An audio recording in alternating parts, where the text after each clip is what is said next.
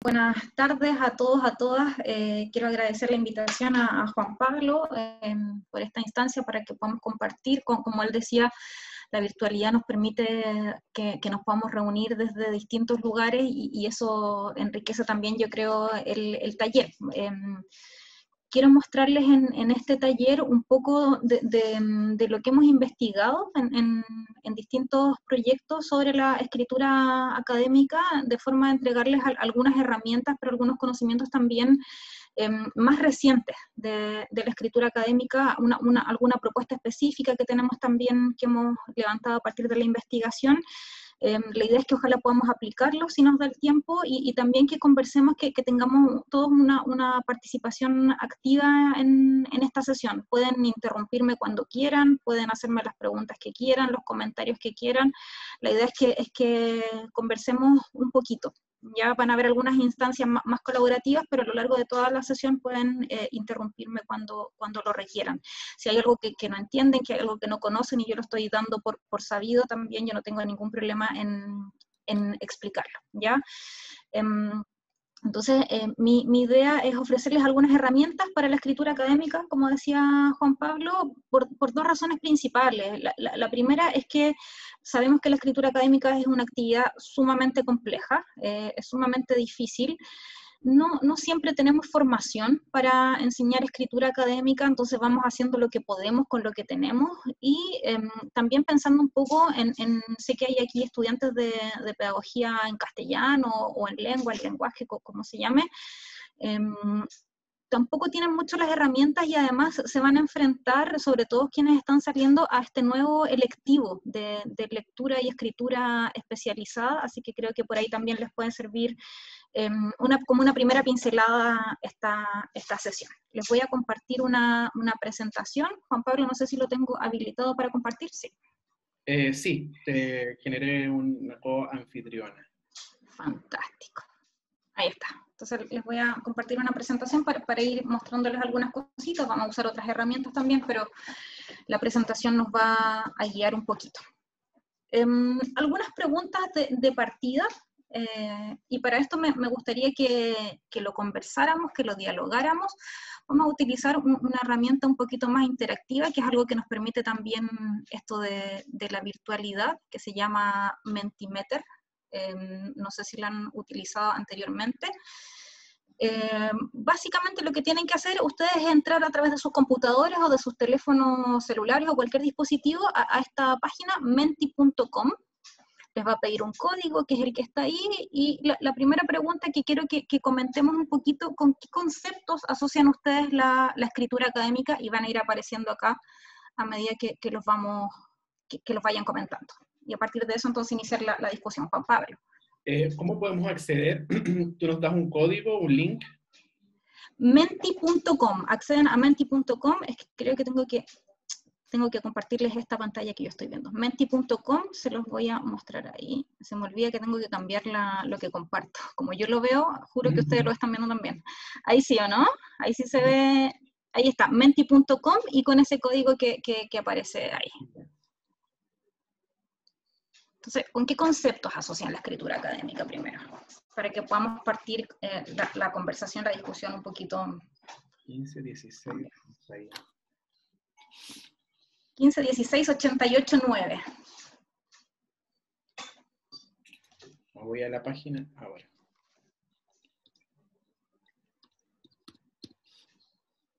Ahí Nati Méndez lo compartió por el chat, para que sea más fácil.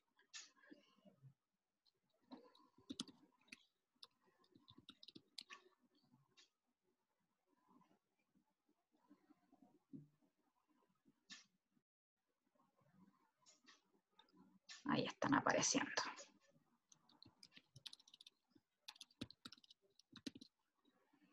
Me imagino que ustedes los ven también al igual que yo, ¿no? Van apareciendo formalidad, procesar información, argumentación, citas APA, una pesadilla muchas veces para nuestros estudiantes, las citas APA, técnica, tesis, universidad, conocimiento. Bien. Bien, efectivamente, estas son conocimiento científico, investigación. Bien. Bien. Entonces, claro, efectivamente tienen mucha razón con muchos de los conceptos que acá aparece. La escritura académica no tenemos para qué decirlo, ¿cierto? La escritura académica es difícil. ¿Y por qué es difícil? Porque involucra muchísimas cosas. La formalidad, ¿cierto? Y la formalidad, por ejemplo, depende de la carrera en la que estoy, del texto que estoy escribiendo, de la exigencia de la tarea. Entonces, no es tan simple como decirle a un estudiante sea formal, ¿no? Sino que sea formal de acuerdo a su carrera, a la circunstancia, al género. Argumentación, que el estudiante tiene que ser capaz de decir cosas, ¿cierto? Abstract, tesis, producciones orales, sí, el registro cambia, actividad profesional, proceso de la información. Efectivamente, todo esto que ustedes comentan acá tiene que ver precisamente con la escritura académica, ¿ya? Con la escritura académica y precisamente todas estas cosas que involucra la escritura académica, todos estos elementos que involucra la escritura académica, son los que hacen que sea una tarea tan difícil, ¿cierto? Porque no sabemos cómo enseñar todas estas cosas, cómo incluir todas estas cosas dentro de una tarea de escritura específica o dentro de los distintos niveles dentro de la actividad que estemos diseñando. Así que bien, muy bien. Voy a volver a la presentación. Ahora sí ven la presentación, ¿verdad?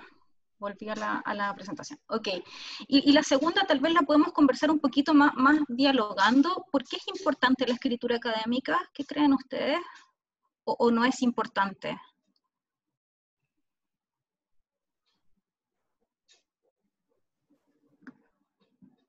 No sé si alguien quiere participar para que podamos conversar un poquito. Sí, ¿O no saben si es Pauli, importante? Sí, ya dará. yo creo que es sumamente importante porque es el conocimiento que permite, por ejemplo, a un estudiante poder insertarse luego en la disciplina que está aprendiendo, por ejemplo, en la universidad. Y esa falta de conocimiento, ¿no es cierto? Porque muchas veces los profesores no saben transmitirla, es lo que puede hacer la diferencia entre que un alumno deserte o que a lo mejor Ejemplo. tenga un más bajo rendimiento en su carrera. Por ejemplo, bien, sí, tiene mucha razón Yadranka con lo que dice. De hecho, investigaciones recientes han mostrado que la falta de habilidades de escritura precisamente son uno de los principales motivos de retraso, de deserción de los estudiantes, y complementariamente se ha visto que la deserción o el retraso en los estudiantes de pregrado va al alza. Entonces, la escritura académica sí que tiene un rol súper importante, como dice Yadranka. Voy a avanzar, insisto. ¿Perdón? ¿Sí? Por favor. Ya, lo que pasa es que yo antes escuché de la escritura formal y el lenguaje formal, y yo tengo entendido que el lenguaje se asocia a las situaciones, porque hay situaciones formales, informales, de confianza, entre familiares, qué sé yo, el chat ahora, formales, el lenguaje oral, lenguaje escrito, un test, un certamen es formal, pero los alumnos lo hacen informal, y supraformal donde solamente predomina el lenguaje escrito porque está sujeto a situaciones de protocolo. Y yo eso se lo hago ver a los alumnos muy claramente, para pasar de la situación informal y salir del cachai y todo a la situación formal, tanto escrita como oral. Sí, Para absolutamente, situar, salir de los comodines, del tienes, del pone y qué sé yo y todo eso. Sí, Ahora, el problema es que el alumno llega a la universidad con un nivel, qué sé yo, de séptimo o octavo año básico, con una inmadurez lingüística que dice de 2 puntos, son 2 puntos, que eso es para un alumno de cuarto básico, y etcétera. Y aparte de eso, que no hay lectura. Entonces uno tiene que enseñarle lo elemental. ¿Para qué decirle que en una oración simple no puede haber una separación del sujeto y del predicado con coma o una pausa? Los verbos indican acciones. Sí. Eso es como el Padre Nuestro de la Escritura, pero ellos no lo entienden. Y retomar con los correferentes y los correferentes, usar los sinónimos, ahí tienen todo el santo Google para usarlo, pero no lo usan. Eso nada más. Sí, sí, tiene toda la razón. Yo también hago clases de distintas asignaturas y en distintas carreras, entre ellas de escritura académica, y la verdad es que no importa la carrera, no importa la universidad, en general las ciencias son más o menos las mismas, ¿cierto? Entonces, le debe pasar probablemente esto también, que recibe correos de estudiantes que no tienen ni pies ni cabeza, no tienen un propósito, no tienen un asunto, casi que cuando mandan trabajo se lo tiran, ahí va el trabajo, no hay un saludo, no hay nada. Entonces, lamentablemente, o para bien o para mal, lo podemos ver como queramos, claro, los profesores que hacemos escritura académica tenemos que empezar, y es una de las recomendaciones que voy a mostrar en un ratito, nos ha tocado empezar desde cero, ¿cierto? De decirle al estudiante el concepto de registro, tiene que adecuarse a las distintas situaciones con distintos registros. Un correo electrónico, por favor, al menos salude y despídase. Un correo electrónico tiene un propósito comunicativo que usted tiene que dar cuenta de ese propósito, ¿cierto? Entonces, sí, y por eso también es importante la escritura académica, porque los estudiantes llegan casi sin conocimiento de escritura, ni siquiera de escritura académica, ¿cierto? De escritura en términos generales. Entonces, por eso también es importante, porque si no les damos esas herramientas, va a pasar esto que muestran las investigaciones: retraso, deserción, reprobación, y vamos a, muchas veces un estudiante puede reprobar, puede atrasarse, puede desertar solamente porque no tienes las habilidades comunicativas, porque la escritura no solamente la va a utilizar para escribir ensayos, o para escribir informes, o su tesis, o lo que sea, sino que para responder a las pruebas, por ejemplo, necesita la escritura académica. Entonces, así de importante es la escritura académica, así de importante, ¿cierto? El Paulina. futuro de un estudiante puede depender de si tiene o no estas herramientas. Paulina. Sí, Ignacio, ¿no? Sí, Ignacio. Ignacio. Hola, mira, veo muy importante lo que mencionas respecto a la importancia de la escritura académica, porque precisamente es transversal, y es transversal también por una deuda que tenemos los profesores de castellano con respecto a esto. Me estaba acordando precisamente lo que hablaban de los correos electrónicos, porque incluso me ha tocado a mí recibir correos electrónicos de mis colegas donde me dicen: oye, te envié esta información, y precisamente me la mandan, pero el asunto del correo no es equivalente a lo que contiene el correo electrónico. Creo que, por ejemplo, es importante realzar la labor de la escritura académica por la transversalidad que mencionaba don Juan Pablo, que el Departamento de Estudios Generales de la UBB también está orientado hacia ingenieros y hacia un sinfín de áreas. Y tenemos, creo que ustedes que son más conocedores del mundo universitario que yo, que recién estoy ingresando, pero lo que yo logro ver es que hay un problema desde el sector, yo diría, medicina, ingeniería, incluso pedagogías en humanidades y transversal, donde la escritura y el proceso de escritura, y más aún, lanzándonos a la escritura académica, tiene un trabajo muy leve, ¿sí? Que no, lo que importa finalmente es el contenido, pero no la forma. Y la forma también es muy importante para la transmisión del contenido. Yo recuerdo que los escritores antiguos, de hecho, muchos de ellos, escritores clásicos, escritores, no solamente desde el campo del lenguaje estoy hablando de filosofía, psicología, estoy hablando de Nietzsche, Pavlov, yendo más atrás, otras áreas, ellos hacían mucho énfasis a la escritura y a la forma de enviar el mensaje, porque en el fondo eso es la importancia de la escritura académica. Si se nos exigen las normas APA, si se nos exige cierta cantidad de información que se recomienda entregar por párrafos, es precisamente para que el receptor de la información la logre entender de la mejor manera posible. Exactamente. Y qué buena el comentario, Ignacio, porque qué bueno esto de las disciplinas, porque justamente nosotros estamos ahora desarrollando un proyecto de investigación, les voy a mostrar también un poquito los resultados. ¿Qué pasa cuando a un estudiante, el trabajo de un mismo estudiante lo evalúa, por ejemplo, un profesor de la disciplina, un médico, un abogado, que se fija cero en la forma, se fija en el contenido, ¿cierto? ¿Qué pasa cuando ese mismo trabajo lo evalúa un lingüista, que se fija no en el contenido, porque no tiene idea mucho del contenido, pero sí en la forma, ¿cierto? ¿Y qué pasa cuando se autoevalúa al estudiante? Es increíble cómo estas distintas miradas, vemos distintas cosas que no logramos integrar, a pesar de que la escritura académica, como ustedes bien dicen, es transversal, ¿cierto? Y deberíamos integrarla a través de todo el currículum, no debería ser responsabilidad solo del profesor de lengua, de lenguaje, de lengua castellana, como se llame, ¿no? Que también ahí nos llega un poquito finalmente la responsabilidad. Oye, tu estudiante no le enseñaste a escribir correo electrónico. Oye, me llegó un correo electrónico así, como si tienen un curso de un semestre de habilidades comunicativas. ¿Cómo no aprendieron? No, pues no es suficiente con un semestre de habilidades comunicativas. Es una cuestión que es trabajo no solamente del profesor de lenguas, creo yo. Bien, voy a avanzar un poquito, les agradezco mucho sus comentarios. Vamos a ver rápidamente un poquito de teoría, porque quiero ir a la parte práctica. ¿Qué es la escritura académica? Y aquí vemos varias imágenes que nos van a permitir un poco armar la definición, ¿no? ¿Qué es? ¿Qué es la escritura académica? En términos sencillos podemos decir que es un proceso de producción de textos, ¿cierto? En términos muy generales, si quisiéramos hacer una definición. Un proceso de producción de textos. ¿Dónde se da este proceso de producción de textos? En contextos académicos. Y ahí empieza la primera dificultad, o las dos primeras dificultades. Proceso de producción de textos, como decía Don Juan, era, si no me equivoco, Sí. los estudiantes, Don Juan, no dominan ortografía, no dominan puntuación, ponen como ante sujeto y predicado, entonces, primer problema.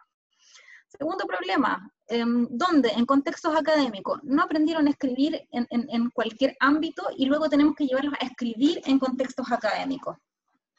¿Quién produce estos textos? Miembros del ámbito académico, ¿verdad? ¿Para quién?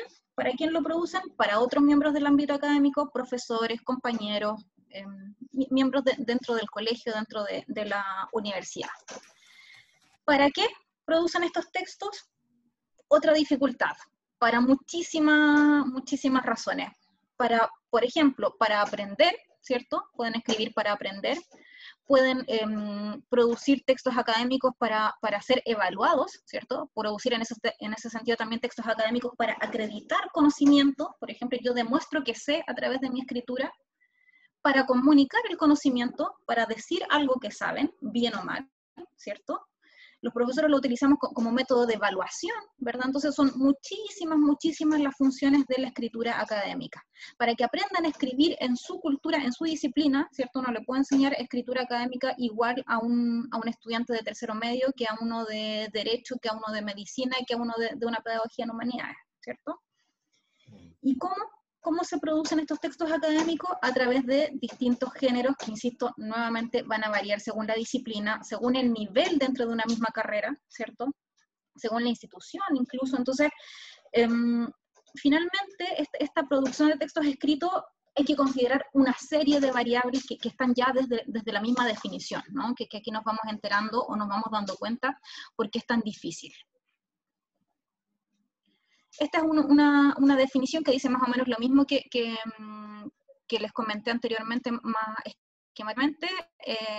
Definiciones de escritura académica hay muchísimas, pero les quise mostrar esta simplemente porque es una que recogimos a través de un trabajo el año pasado, donde revisamos distintos textos para ver qué es la escritura académica y tomamos estos puntos claves que están ahí destacados, ¿no? Producción de textos escritos en contextos de formación académica, tienen características particulares que dependen del área disciplinar, ¿cierto? Es importante no solo, fíjense, es importante no solo para que el estudiante sea exitoso durante su pregrado, sino que también para el ejercicio de la profesión, porque es durante este periodo que aprende a producir los textos que van a ser propios de su desempeño profesional. Y por lo tanto, por todo esto tendría que ser un componente básico de la formación académica de los estudiantes universitarios. No siempre lo es, pero sí debería serlo por todas estas razones. ¿Por qué es importante la escritura académica? Lo voy a pasar muy rápidamente porque ya lo hemos conversado un poquito. Solamente agregar que, claro, que la sociedad actual requiere no de cualquier escritor, sino que de escritores y de escritoras avanzados, ¿cierto? Que sean capaces de aprender a escribir nuevos géneros en distintos soportes, ¿cierto? Ya no es solo escribir a mano, sino que en distintos soportes, que tengan esa habilidad para distintos interlocutores, ¿cierto? Que puedan comunicar su conocimiento a través de distintos géneros, por ejemplo. Entonces, eso es lo primero. Otra razón por qué es importante, es una herramienta para integrar un poco la comunidad disciplinar, lo que decía Jadranka al inicio y lo que comentábamos recién. La escritura académica va a permitir que el estudiante aprenda las convenciones, que domine las características de su disciplina específica, ¿cierto? Si un estudiante de Derecho, que son uno de las carreras en las que yo hago este curso, no aprende a dominar las convenciones del derecho para escribir, probablemente va a ser sancionado en su evaluación, ¿cierto? Y estas convenciones no van a ser las mismas que un médico, que un ingeniero, que un profesor de castellano, por ejemplo. Entonces, a través de la escritura, este estudiante va a ser considerado o no un miembro válido de una comunidad disciplinar. Los marcadores discursivos, no sé si han tenido la oportunidad de trabajar, me imagino que sí, con estudiantes de distintas carreras o de leer textos de distintos ámbitos. Varía tanto la puntuación como el marcador discursivo como el contenido. Entonces, por eso digo que es muy importante aprender a escribir en la disciplina, ¿cierto? ¿Por qué más importante? Porque es una actividad transversal, ¿cierto? No es la competencia genérica, blanda, que se aprende en el colegio y con eso ya supe escribir para toda la vida, ¿no? Lo que comentábamos hace un ratito también, es una actividad que está presente en todas las disciplinas, en el colegio, en la universidad, está presente transversalmente. Una herramienta de aprendizaje, ya lo hemos comentado también, aprendemos escribiendo, ¿cierto? Aprendemos investigando, lo que ustedes decían al inicio, aprendemos utilizando citas APA, aprendemos leyendo otros autores, integrándolos a mi discurso, entonces, herramienta de aprendizaje. También lo conversamos a partir de la discusión inicial, una de las competencias más críticas para el éxito académico y profesional, lo que yo les comentaba, que estudiantes reprueban, se retrasan, desertan, simplemente porque no tienen la habilidad de la escritura. Y además esto de que también lo conversamos, que es una actividad polifuncional, la utilizamos para acreditar conocimiento, para aprender, para comunicar conocimiento, para evaluar, para muchísimas cosas. Entonces, por todas estas razones, la escritura académica es sumamente importante. ¿Por qué es tan difícil escribir textos académicos? Insisto, me pueden interrumpir cuando ustedes quieran. Porque si bien es reconocido que la escritura académica es transversal, que es diversa, que es rica, que es flexible, que es todo lo que quieran, muchas veces no se considera como un objeto válido y necesario de enseñanza y aprendizaje. Se asumen muchas cosas de la escritura y no se integra como un objeto válido, como un objeto que necesita instrucción formal, ¿ya? La escritura académica no se aprende así porque sí, porque fui al colegio y aprendí a escribir, fui a la universidad y aprendí a escribir, se requiere de instrucción formal, ¿ya? Entonces, una de las razones de por qué es tan difícil, porque no siempre tenemos esta formación explícita.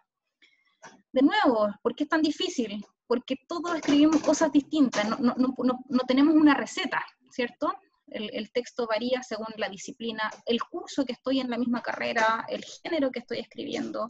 Las marcas lingüísticas son distintas. Por ejemplo, si le pido, no sé, a un estudiante de biología que en primer año escriba un ensayo, le voy a pedir que predomine, por ejemplo, la primera persona, ¿cierto?, para que dé sus opiniones, pero si después en segundo o tercer año lo llevo a escribir un informe de laboratorio, le voy a pedir que sea completamente objetivo. Entonces, puede el estudiante, bueno, pero ¿cómo era? ¿No se escribía de primera persona o lo impersonalizo? Entonces, también hay ahí distintas cuestiones que ir considerando. Varían los géneros, ¿cierto? Todo esto que ya hemos conversado. Es un trabajo cognitivo dificilísimo. Escribir textos académicos es un trabajo cognitivo muy complejo porque hay que leer, hay que construir, hay que comprender, hay que desarmar lo que otro dijo para poder integrarlo en el propio discurso. Entonces, ese trabajo es sumamente complejo. El escritor tiene que aplicar distintos tipos de conocimiento. Perdón, se cayó mi firma cortina. Tiene que resumir, tiene que investigar, tiene que parafrasear, tiene que utilizar las citas en APA, distintas cosas que ustedes ya mencionaron, y esto lo hace un trabajo cognitivamente muy, muy complejo. Los géneros que producen los estudiantes no los conocen desde siempre, no siempre han escrito un ensayo, no siempre han escrito una tesis, no siempre han escrito un informe, entonces requieren ahí de esta instrucción formal también. ¿Por qué más la escritura académica es un trabajo complejo? Porque tienen que considerar múltiples tipos de información, lo que hemos venido conversando, ¿no? Distintas cosas. Y otro elemento que obstaculiza muchísimo la producción de textos académicos es estas concepciones previas que puede haber sobre la escritura académica, que es una cuestión súper difícil, súper formal, súper oscura, que es casi imposible llegar a producir textos de calidad, ¿verdad? Que es imposible producir un texto de buena calidad, que cuando uno entra a la universidad es imposible sacarse un 7 en un texto escrito. Entonces todas estas concepciones también van haciendo muy, muy difícil la escritura de textos académicos.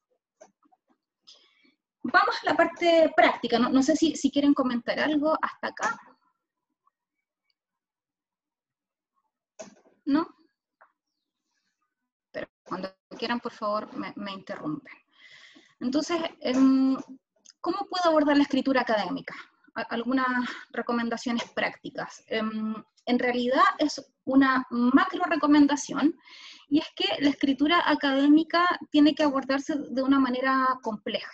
¿Ya? Tiene que abordarse desde distintas dimensiones, y estas dimensiones son principalmente tres: la cognitiva, la disciplinar y la textual, que ya las voy a ir explicando una a una y voy a dar algunas recomendaciones para cada una de ellas. ¿Ya? Vamos a partir con la cognitiva. Esto es precisamente uno de los resultados que hemos tenido del proyecto que estamos desarrollando actualmente, que necesitamos considerar distintas dimensiones. La escritura académica no es única. ¿Sí? Entonces vamos primero con la dimensión cognitiva. ¿Cómo puedo abordar la dimensión cognitiva en la escritura académica? Una de las primeras respuestas sería a través de la metacognición. No sé si han tenido oportunidad ustedes de acercarse a la metacognición, de leer o de presentar preguntas metacognitivas a sus estudiantes, o no.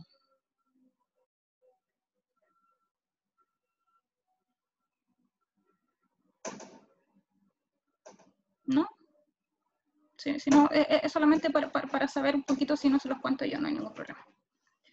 ¿Qué es la metacognición? Básicamente es uno de los elementos más utilizados en general para ver el tema de los procesos cognitivos de los estudiantes relacionados con la escritura, y básicamente se refiere al control que las personas realizan de sus propios procesos cognitivos para ser eficientes, ¿ya? Una reflexión sobre los propios procesos cognitivos. Entonces, a través de la metacognición, por ejemplo, podemos enseñar a los estudiantes a conocerse mejor como aprendices, enseñarles sobre su propia manera de aprender, que reflexionen sobre las decisiones que van tomando a medida que van escribiendo. Entonces, por eso es importante, es una de las herramientas que pueden utilizar para abordar la escritura académica desde el punto de vista cognitivo.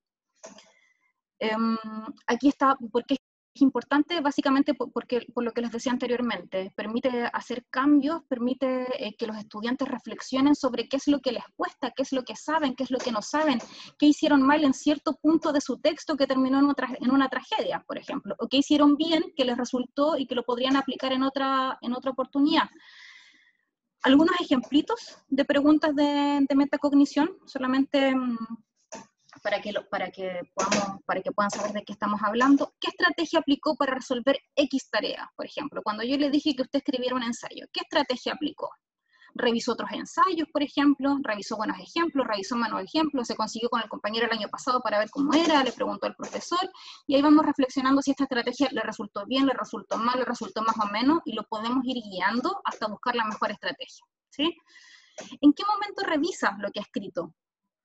Podríamos ahí, por ejemplo, identificar si escribe, y cuando terminó, recién lo leyó, si es que alcanzó y lo mandó, o en realidad va revisando a medida que planifica, a medida que escribe, y una revisión final, por ejemplo. Entonces, todas estas estrategias permiten que finalmente entregarle a los estudiantes cuáles son las mejores estrategias que funcionan para ellos mismos. Insisto, cuando me quieran detener o comentar algo, lo vamos a hacer.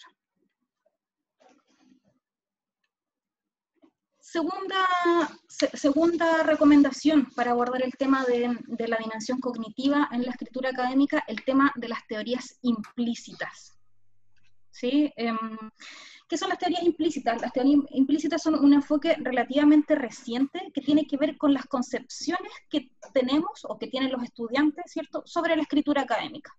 Y estas concepciones muchas veces dificultan el aprendizaje y por eso es tan importante identificarlas. Ejemplos de teorías implícitas. La escritura es un talento. ¿Qué pasa si un estudiante tiene esta teoría implícita de que la escritura es un talento? Pues si la escritura es un talento y yo no nací con este talento, no tengo nada que hacer. Aunque vaya a clase todos los días, moleste al profesor todos los días con que me enseñe, no tengo el talento nomás. Y si no tengo el talento, entonces no se puede enseñar, ¿cierto? Entonces, ¿a qué voy a ir a clase si en realidad es un talento para los que tienen alguna capacidad y si yo no lo tengo, estoy perdiendo el tiempo, ¿cierto? La escritura no se enseña, lo mismo resultado. Bueno, si no se enseña no lo voy a aprender jamás, pues. Entonces, ¿a qué voy a clase? Pero se corrige. Sí, se corrige, y esa es una forma de enseñarla también. Claro. ¿Cierto? Mostrándole lo que está mal y mostrándole lo que está bien, justamente. Es que yo creo que hay que escribir, hay que trabajar con textos breves, poco y bien, porque si no, no se avanza. Claro. Es la única manera. Puede ser una estrategia adecuada para los estudiantes que tengamos, sin duda. Además, cuando hay cursos con tan numerosos. Por ejemplo. Sí. Por ejemplo. Otra teoría implícita, la escritura es vocabulario y ortografía. Bueno, si es vocabulario y ortografía, entonces ya me aprendí los tildes, sé lo que son las agudas, las graves, las esdrújulas, aprendí a escribir y puedo ser sumamente exitoso, ¿no? No necesito saber más. Entonces, finalmente, todas estas teorías implícitas, el hecho de reconocer en qué medida los estudiantes tienen estas teorías implícitas, y no solo los estudiantes, los profesores, los directivos, nos va a ayudar también a tomar mejores decisiones. ¿Por qué? Porque no todo pasa por los estudiantes. ¿Qué pasa, por ejemplo, si un director, un jefe de UTP, un director de departamento, quien sea, dice, en realidad la escritura tiene esta teoría implícita, es vocabulario y ortografía? ¿Qué decisión va a tomar? Va a poner a los profesores a enseñarle ortografía, ¿cierto?, aislada de un contexto, listas de palabras, que memoricen listas de palabras, y con eso aprendieron a escribir. Para nada. Para nada. ¿Cierto? Entonces, por eso es importante, insisto, no solamente de los estudiantes, sino que también de los distintos actores que están en el ámbito educativo. Entonces, se ha demostrado que los estudiantes ingresan a la universidad, al colegio, con distintas teorías implícitas, y esto por supuesto que puede obstaculizar su proceso de aprendizaje. Entonces, este es otro trabajo, fíjense, todavía no hemos escrito nada, pero es un trabajo que puede obstaculizar el proceso de aprendizaje cuando queremos llegar a escribir. ¿Sí? Por eso es tan importante el trabajo reflexivo, reflexionar para aplicarlo en mi práctica, ¿cierto? Si un profesor tiene esta teoría implícita de que la escritura no se enseña, entonces no va a invertir mucho tiempo en enseñar, en mostrarle buenos ejemplos, mostrarle malos ejemplos, en corregir, como decían anteriormente. ¿Por qué? Porque si no se aprende, pues no se enseña. ¿Sí? Si un administrativo, lo mismo decíamos anteriormente, si la escritura en realidad es un talento, entonces ¿para qué voy a poner un curso de escritura académica? Si es un talento y los que nacieron con el talento lo podrán aprobar y el que no, que haga otra cosa, ¿cierto? Entonces, por eso es tan importante este punto también. Si les interesa el tema de las teorías implícitas, hay un cuestionario sobre lectura y escritura en la universidad, donde precisamente tienen, algunas de las preguntas tienen esto de las teorías implícitas, y yo les voy a compartir un material también ahora en un minutito, donde vamos a poder ver algunos ejemplos, algunos insumos precisamente para trabajar, ejemplos de preguntas para trabajar esta dimensión cognitiva. Tercera herramienta para trabajar la dimensión cognitiva en la escritura académica, la percepción de autoeficacia. ¿Qué es la percepción de autoeficacia? La percepción de autoeficacia es la creencia que tiene un sujeto, que tiene una persona sobre su capacidad para realizar alguna tarea. Entonces la percepción de autoeficacia en escritura académica se refiere a la percepción, ojo, la percepción que tiene una persona sobre la capacidad que tiene para la escritura académica, por supuesto.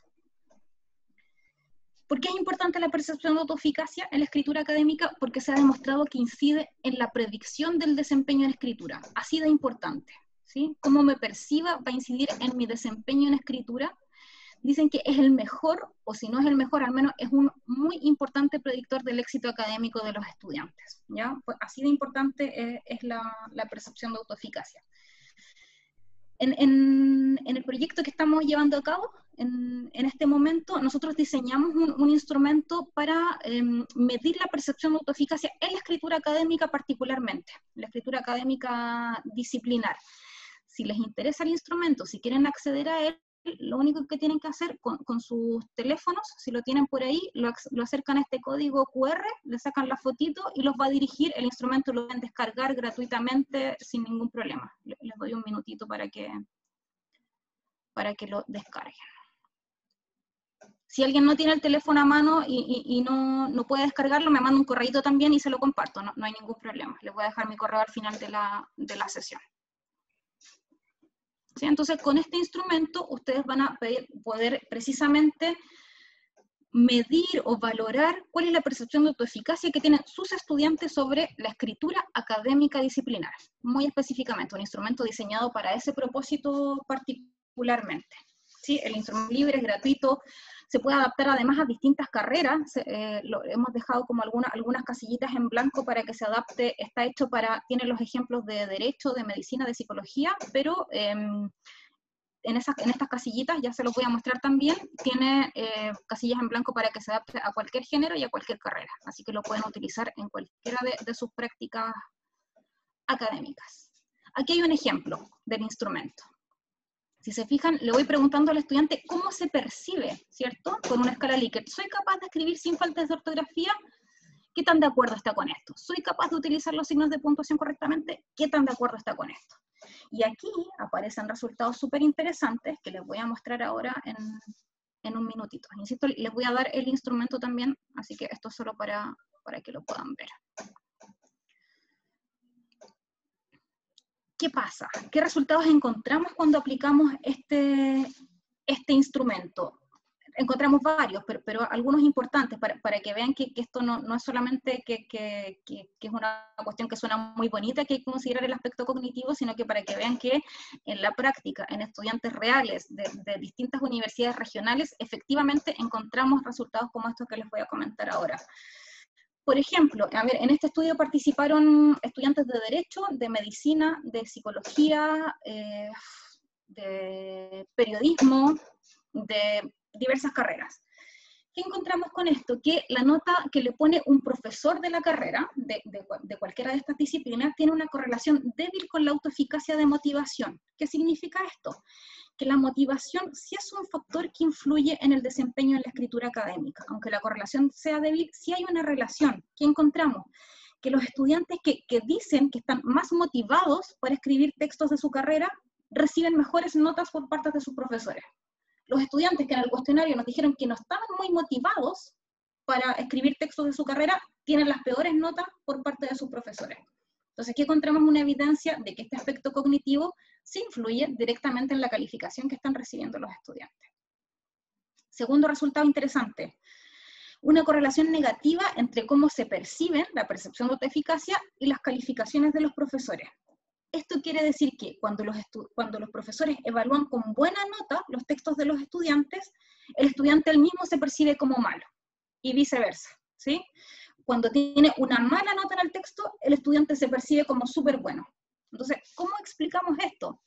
Con un efecto que se llama Dunning-Kruger, que básicamente dice que los estudiantes menos competentes, ¿cierto?, tienden a sobreestimar su competencia, y al revés, los sujetos más competentes tienden a subestimar sus competencias, ¿cierto? Que ustedes lo pueden ver fácilmente entre sus estudiantes. Los mejores muchas veces son los más críticos de sus propios trabajos. ¿Cómo puede afectar esto? Que, por ejemplo, el que se perciba como súper bueno no busque ningún tipo de ayuda porque soy súper bueno. No voy a clase porque soy súper bueno, ¿sí? Entonces, por eso es importante. Aquí hay una evidencia concreta de que esto efectivamente sirve, tiene una incidencia en las calificaciones, ¿ya? Y también con el tema de la percepción de autoeficacia, al momento de abordar procesos de alfabetización académica, entonces se debería iniciar con un proceso de reconocimiento de cómo los estudiantes perciben su nivel de desarrollo de la habilidad de producción escrita. ya sea a través de la percepción de autoeficacia, de las teorías implícitas, de cómo ustedes quieran hacerlo, pero debería existir este trabajo previo. Si se fijan, todavía, insisto, no hemos llegado a escribir nada. Les voy a compartir un documentito que les preparé para ahora, se los voy a mostrar porque no están viendo mi pantalla, que es este insumo, que tiene algunas herramientas, algunos ejemplitos de cómo podrían trabajar ustedes la dimensión cognitiva, porque sé que no es muy habitual. Uno tiene guías para trabajar la ortografía, la puntuación, pero no la dimensión cognitiva. Entonces, se los voy a dejar, se los puedo compartir a través del chat, yo creo. Ejemplos de preguntas metacognitivas, ejemplos de preguntas a través de las cuales puedo evaluar las distintas teorías implícitas, el cuestionario de percepción de autoeficacia con las distintas dimensiones. Esto es lo que les decía, si se fijan, esto lo puedo completar con cualquier género de cualquier disciplina y funciona, lo probamos con distintas disciplinas. El instrumento está validado, así que les voy a compartir eso. Se los puedo dejar inmediatamente, si quieren. Juan Pablo, ¿puedo compartir información a través del chat? Entiendo que sí, porque estás como co-host. Perfecto. Entonces se los voy a compartir inmediatamente. Se los voy a compartir a través de Google Drive para que puedan acceder a la información. Ahí está. Ahí tienen 2 documentos. Y lo que van a poder hacer es acceder a estos 2 documentos para que puedan utilizarlo. ¿Ya? El segundo documento ya les voy a explicar en un minutito de qué se trata. Probablemente les va a decir que necesitan un permiso o algo así. Me avisan a medida que los tengan, lo necesiten y se los comparto. Ya, para que podamos tener este material también. Cuando lo tengan, me pide acceso, sí. Doy el acceso inmediatamente.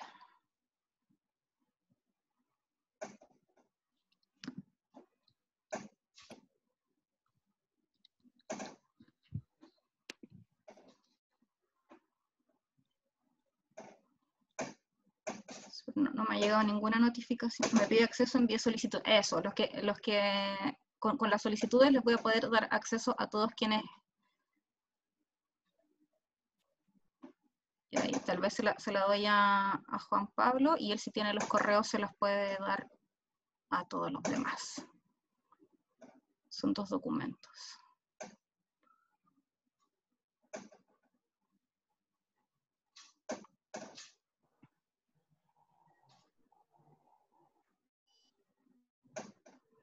Ya, Juan Pablo, tú lo tienes y quizás ahí lo puedes compartir si es que tienes los correos.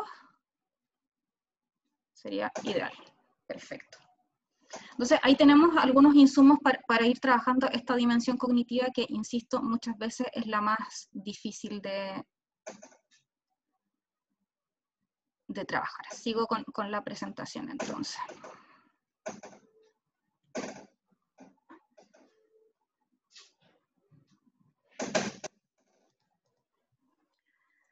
Segunda dimensión, la dimensión disciplinar. ¿Cómo incorporamos la disciplina en nuestro trabajo con escritura académica? No sé si quieren comentar algo, por favor, lo que necesiten. ¿No? Perfecto.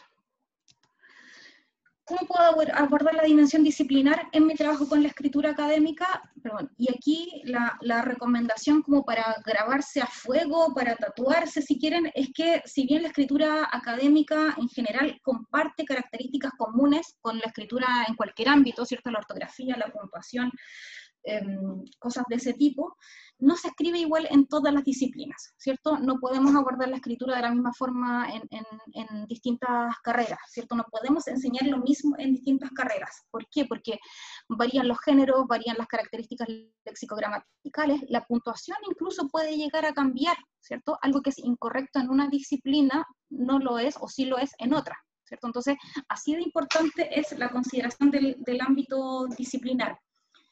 Adaptar los instrumentos de evaluación, adaptar las estrategias de enseñanza a la disciplina específica.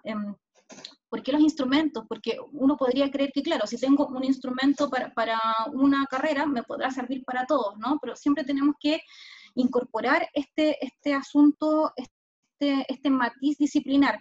Imagínense, por ejemplo, es muy común que en una carrera, por ejemplo, podamos penalizar o tengamos un instrumento de evaluación que penalice el hecho de que nuestros estudiantes nos presenten listas de oraciones y no párrafos completos, ¿cierto?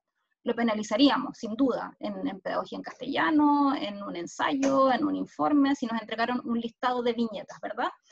Pero ¿qué pasa si estoy enseñando escritura académica en medicina? Y en medicina, ¿cómo se producen las fichas clínicas? A partir de listados de oraciones que muy difícilmente van a estar integrados en un párrafo. Entonces, no puedo forzar al estudiante de medicina que me escriben párrafos si en su disciplina en realidad lo que él necesita es construir buenas oraciones, ¿sí? Como ejemplo. Diversidad de géneros también, ¿cierto? Existen géneros que son transversales. Se dice que el ensayo es uno de los más comunes, que podemos utilizar el ensayo para distintas cosas en cualquier carrera, en cualquier disciplina, en el colegio incluso, pero también hay géneros disciplinares específicos, que esos géneros tengan sentido, que el género que trabajo en esa disciplina sea apto para esa disciplina.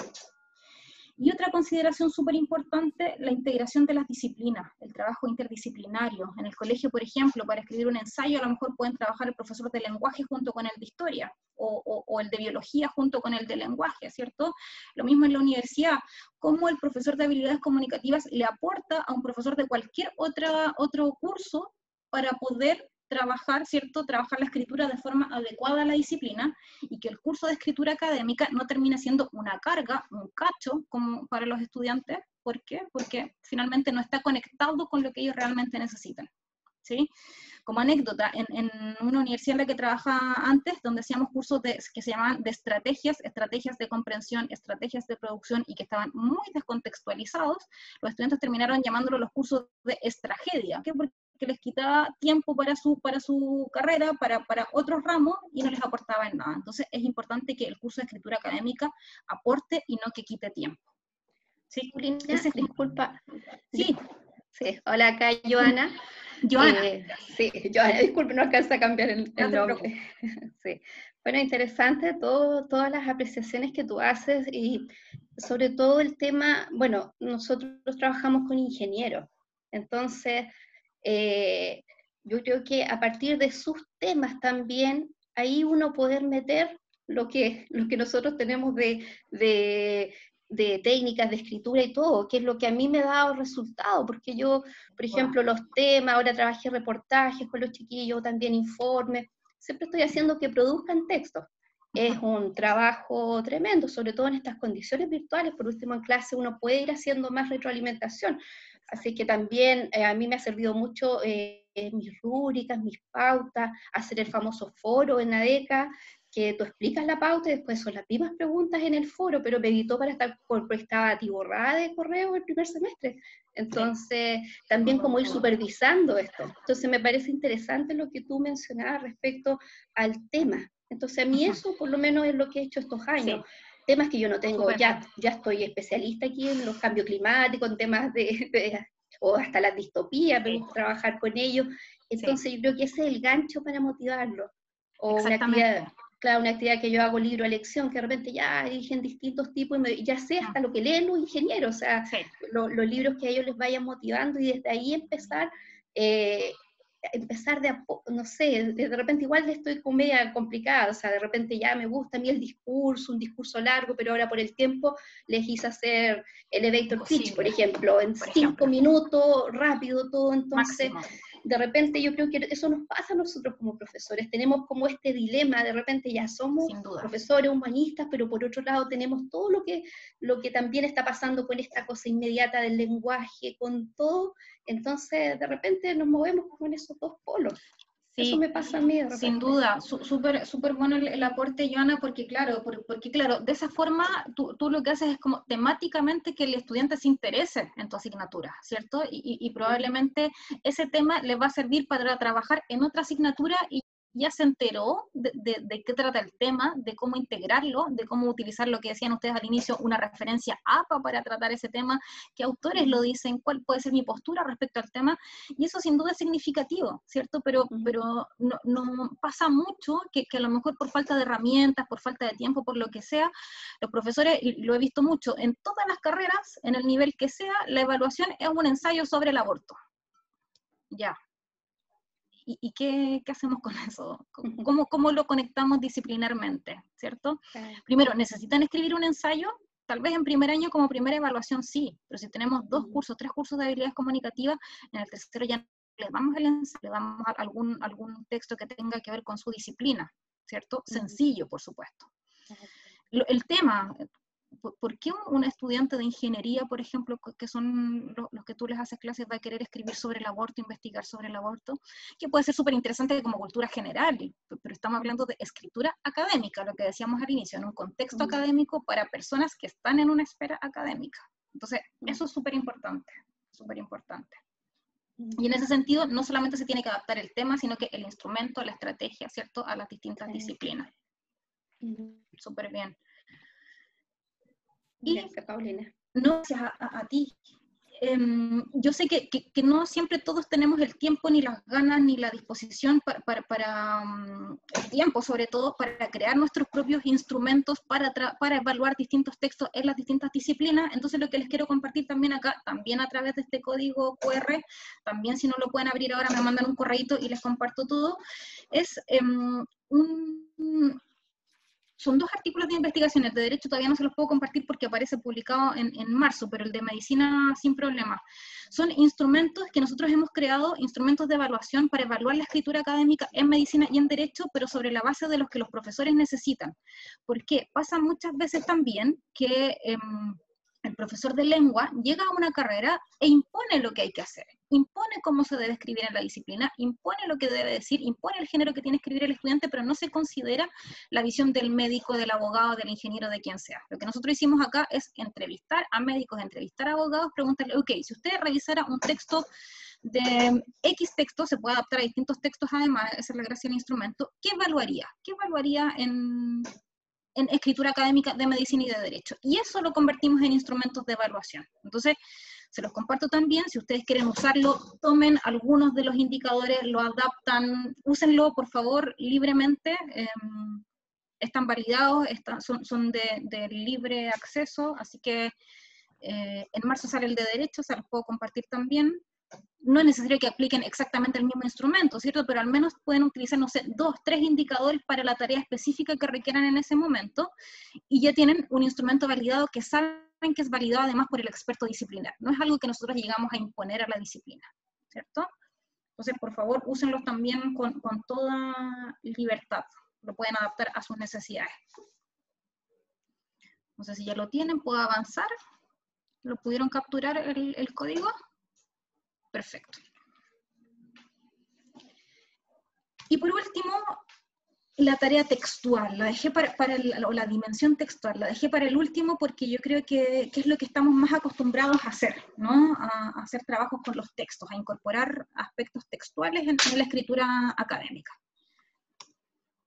¿Cómo puedo abordar la dimensión textual en la escritura académica? Aquí lo que les quiero mostrar es una serie de recomendaciones, algunas que están basadas un poco en lo que dice la teoría, un poco en lo que hemos investigado y un poco también en lo que a mí me ha funcionado después de ensayo y error, ¿cierto? Porque uno prueba algunas cosas funcionan y otras no funcionan tanto. Entonces les quiero mostrar las que sí me han funcionado personalmente y otras que están desde la teoría, desde la didáctica también de la escritura académica.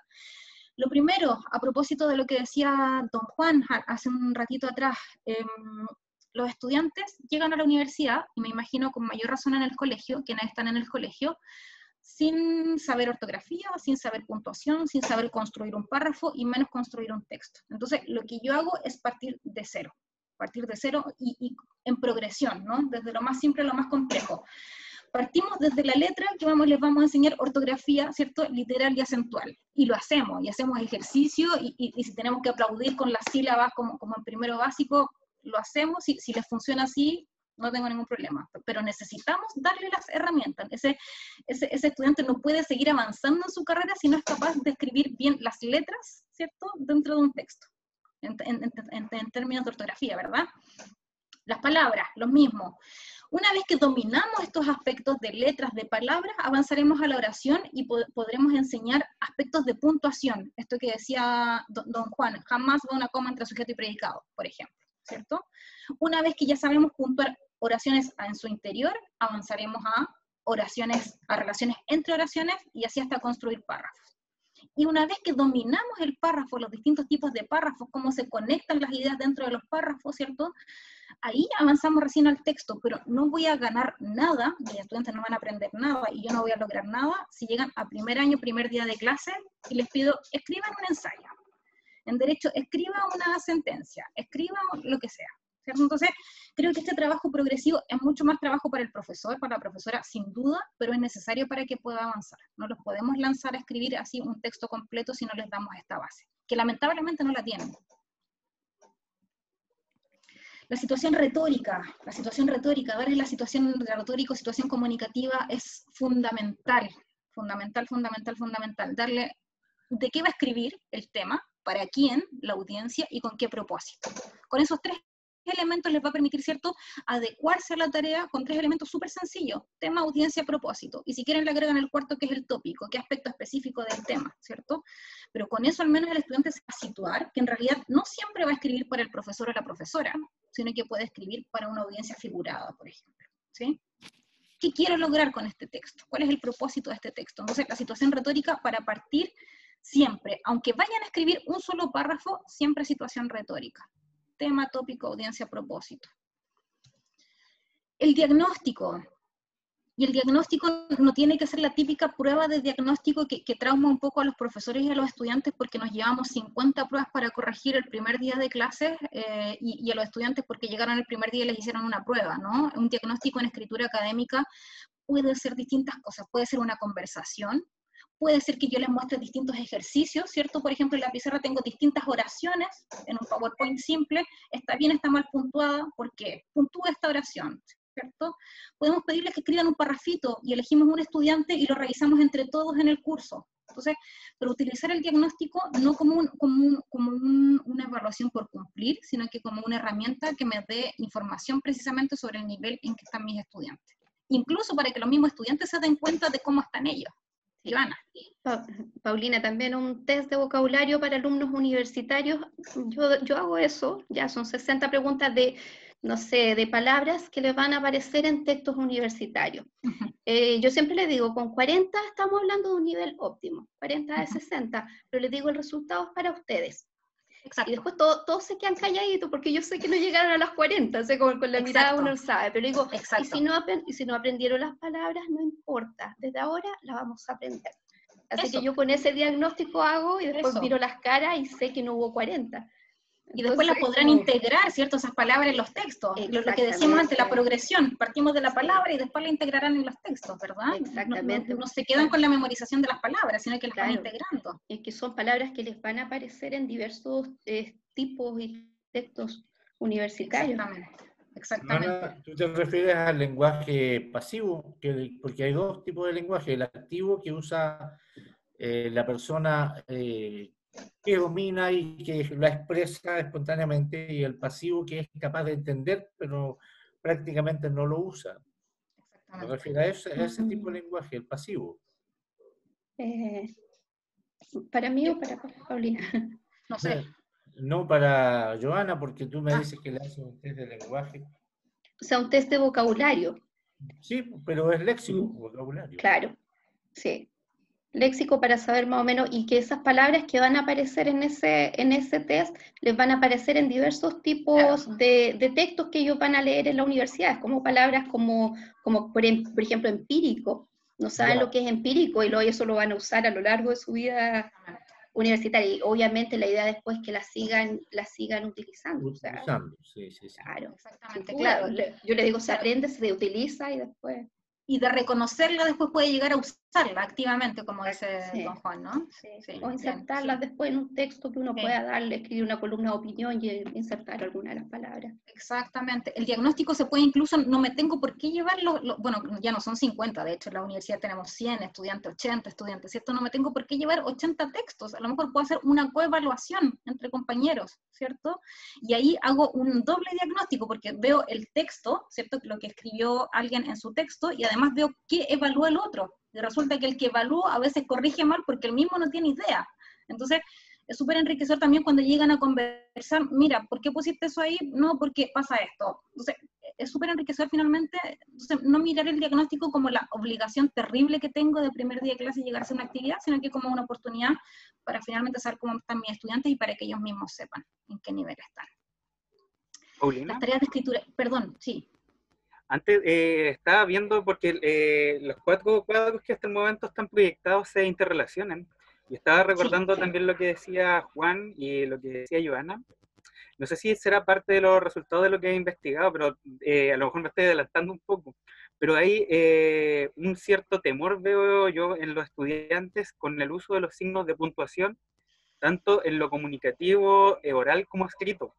Al momento de hacer las pausas, por ejemplo, al hablar, muchas veces nos topamos, o que el estudiante hace muchas pausas continuas de lo que está hablando, e incluso el nivel de que decía don Juan, de que leen hasta los puntos cuando están leyendo un texto, sin hacer la pausa necesaria, pero también, y que en algún minuto también lo he hablado, a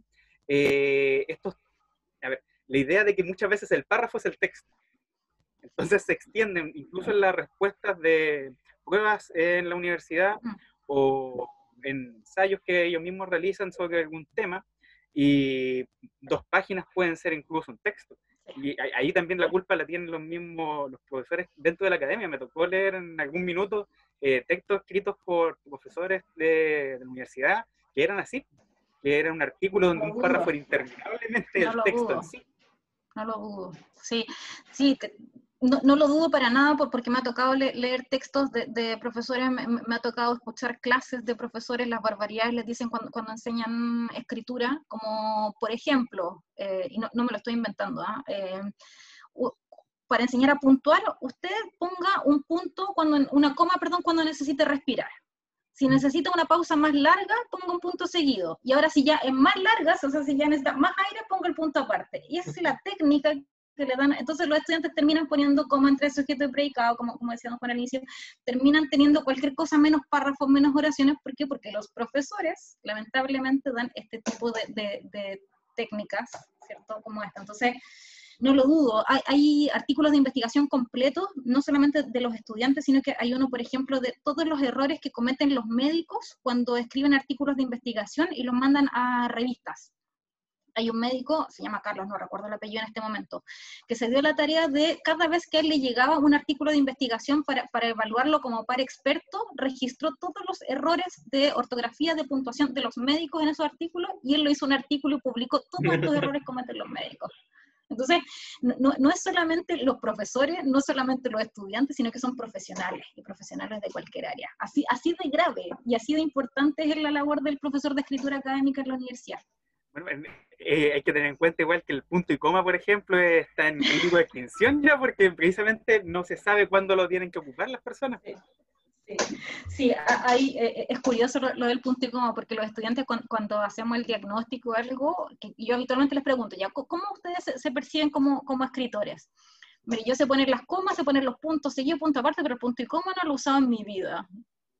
Por lo que hizo un poco Ignacio, casi en extinción, ¿cierto? Entonces ahí vamos viendo distintas cosas cómo van afectando en estos resultados terribles que tenemos de la escritura académica. Lo que les comentaba, perdón, alguien iba a decir algo. Quería comentar que muchas veces, complementando lo que dice Ignacio, estos errores que cometen los profesores se van replicando luego en las siguientes generaciones porque creen que ese modelo que entregó el profesor es el modelo a seguir y por lo tanto se va transmitiendo de una generación en otra y nadie repara en ese problema que se ha generado en el primer ejemplar. Sí, exactamente. Sí, los profesores son modelos para bien o para mal. Son buenos o malos modelos, ¿cierto? Y en ese sentido hay que tener muchísimo cuidado también. van imitando incluso los estilos de escritura, no solamente lo que dice, lo que hace el profesor, los estilos de escritura, los van tomando como modelo. Yo siempre comento este caso que, como les contaba, yo hago, entre otras carreras, a Derecho les hago los cursos de escritura académica, y cuando los estudiantes recién entran, tienen cada uno su estilo particular, ¿no? Y cuando ya estamos en el segundo curso del primer año, del segundo semestre del primer año, que ya llevan un año en la carrera, uno ve que incluso en los correos electrónicos van adoptando el modo, los marcadores de los abogados. Entonces, es muy frecuente que me llegue un correo de estudiantes de Derecho, más de uno, que diga: estimada profesora Mesa, 2 puntos, vengo en informarle que, por ejemplo. ¿Por qué? Porque van copiando estos modos de los profesores, de los abogados, que no lo usan en correos electrónicos, pero ellos los incorporan cuando pueden, ¿cierto? Entonces, así de importante es el modelo del profesor, la profesora. Retomo entonces las tareas de escritura claras, ¿cierto? Instrucciones claras, qué es lo que tiene que hacer, instrucciones completas, ¿cierto? No solamente la situación retórica, sino que incluso los aspectos formales, va a tener que citar en APA, de qué extensión, en computador o manuscrito, ¿cierto? Para que no nos encontremos con sorpresas después. Y por supuesto, algo que ya es común, no me voy a detener mayormente en esto, seguir las etapas de la producción de textos: planificación, textualización, revisión, y no entenderlo esto como una etapa secuencial, planifico, escribo, reviso, sino que como un proceso recursivo, ¿cierto? Puedo planificar y después ir a textualizar, pero en la textualización me puedo devolver a planificar de nuevo, si es que me doy cuenta que en realidad lo hice mal, reviso a cada momento, entonces eso es importante también. ¿Qué otras recomendaciones les puedo dar? Enseñar a los estudiantes a buscar información en fuentes confiables. Los estudiantes, uno asume que llegan, que saben, ¿cierto?, dónde buscar, pero no saben dónde buscar. Y no va a ser raro que les lleguen con trabajos citados de Wikipedia, por ejemplo. Porque no saben, en Google. Ok, me mandaron una tarea, voy a Google. Biblioteca, ni idea. Bases de datos académicas, ni idea, ¿qué es eso? Entonces, enseñarles a buscar en fuentes confiables, darse una clasecita para mostrarles, para explicarles por qué en bases de datos académicas y por qué no en Google, por ejemplo. ¿Sí? Puedo utilizar el Google Scholar, si quiero el Google académico, le enseño a utilizar las distintas herramientas del Google académico, ¿cierto? La herramienta que incluso que le hace la cita, por ejemplo, o la referencia, que puedo filtrar por año, pero enseñarles, darles las herramientas para que puedan buscar información también. El uso de modelos también es una súper buena. Creo que el Google sirve como puerta de entrada, por ejemplo, para buscar sinónimos. Por ejemplo. Para situarse, que es lo más elemental, claro, como puerta de entrada, eso sí. Por ejemplo. Sí. La verdad es que nosotros, yo creo que no alcanzamos a llegar a las APA, porque quedamos en lo más elemental nomás. Claro. Sí, claro, depende también del trabajo, ¿cierto? De todo lo que tengamos que hacer. Pero le podemos mostrar esas herramientas, ¿cierto? El Google Scholar tiene esta herramientita que nos da la referencia, pero tenemos que decirles también que, como cualquier sistema automático, Google comete errores. Entonces no podemos confiarnos en que la referencia está perfecta, sino que nos facilita el trabajo, pero tenemos que revisarla, y por eso es importante que aprendamos citas y referencias en APA. Tenemos asistentes, Word tiene un asistente, Google tiene otro, Mendeley, lo que sea, pero tenemos que tener el conocimiento para revisar si eso está bien o está mal. Paulina, el otro, estamos en la época de las infografías. Todo ahora es infografía. Todo es infografía. Nos olvidamos de los libros, entonces ya eso es. Por ejemplo. Y ahora en pandemia peor, que no tienen acceso a la biblioteca, menos. Las fuentes son las infografías, que a la vez pueden tener también errores, entonces finales. Exactamente. ¿Cierto? Hacer lectores críticos, y eso es lo que les pedimos, que no compren todo lo que ven a primera, ¿cierto? No, claro. Juren que Google les dio la referencia hecha, juren que todo lo que está en Google es conocimiento asentado, ¿cierto? Y no es así. Eso es súper importante también. Bien. Libertad, lo que decía Joana hace un momento, les doy la libertad de elegir qué es lo que quieren, qué les interesa, ¿sí? Me ha pasado que los mejores textos que he recibido en general de los estudiantes son aquellos en los que tienen cierta libertad para escribir, ¿cierto? Tienen libertad de elegir. Entonces, si quiero, por ejemplo, evaluar ortografía y puntuación, no tengo para qué pedirles un ensayo, un informe, una monografía. Les puedo pedir que escriban lo que quieran, un cuento, una canción, un párrafo, lo que se les ocurra. y de verdad que se motivan muchísimo, muchísimo cuando tienen esta libertad. Si les voy a enseñar a escribir el ensayo, por supuesto que tendré que escribir un ensayo y los dejar elegir el tema. Pero hay ocasiones en que les puedo dar libertad total de que escriban lo que quieran dependiendo del objetivo que yo tenga, ¿sí? Y no tenemos para qué quedarnos siempre como en la mega formalidad, si por ejemplo vamos a enseñar ortografía o vamos a enseñar a puntuar. Distintos tipos de evaluaciones, eso es importante también, coevaluación, heteroevaluación, autoevaluación, que no sea siempre lo mismo y que además el estudiante sepa cómo ser evaluado. Cuando le doy la tarea de escritura yo le diga, esto va a tener una nota que vale X porcentaje, o esto es un diagnóstico, o esto es una evaluación formativa, que lo sepa, ¿cierto? Y además, ¿cómo lo voy a evaluar? ¿Lo va a evaluar un compañero? ¿Me lo voy a autoevaluar o lo va a evaluar el profesor? Ir jugando con los distintos tipos de evaluaciones, eso es importante también, que no todo sea una nota.